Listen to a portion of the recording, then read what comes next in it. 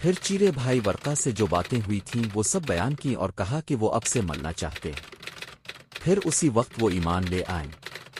اس کے بعد اب کعبہ کا طواف کرنے چلے، راستے میں ورقا مل گئے۔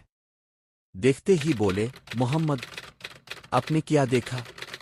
آپ نے ساری داستان سنا دی۔ ورقا نے کہا، اس ذات کی قسم جس کے ہاتھ میں میری جان ہے، تم اس امت کے نبی ہوگے۔ یہ وہی ناموس ہے جو موسیٰ کے پاس آتا تھا۔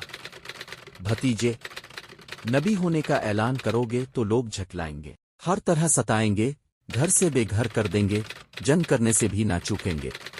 کاش اس وقت میں زندہ رہتا۔ آپ نے فرمایا تو کیا لوگ مجھے بے گھر کر دیں گے؟ ورقا نے کہا، ہاں، جب بھی کوئی نبی آیا قوم نے اس کے ساتھ یہی سلوک کیا۔ اگر وہ دن دیکھنے نصیب ہوئے تو ایسی مدد کروں گا کہ اللہ تعالیٰ ہی جانتا ہے۔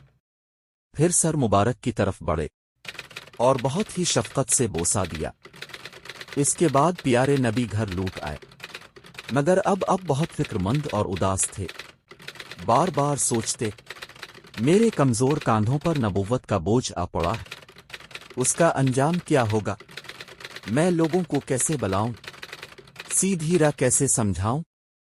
یہ تو گمراہ ہیں اور حق سے پاک رہے ہیں، خدا سے بیزار ہیں اور بتوں کے پرستار ہیں، بدی کے علم بردار ہیں اور نیکی سے برسر پیکار ہیں۔ پھر غضب ہے اس پر، انہیں ناز بھی ہے۔ غرض دل میں خیالات کا ایک طوفان اٹھا اور اب وہی کا انتظار کرنے لگے۔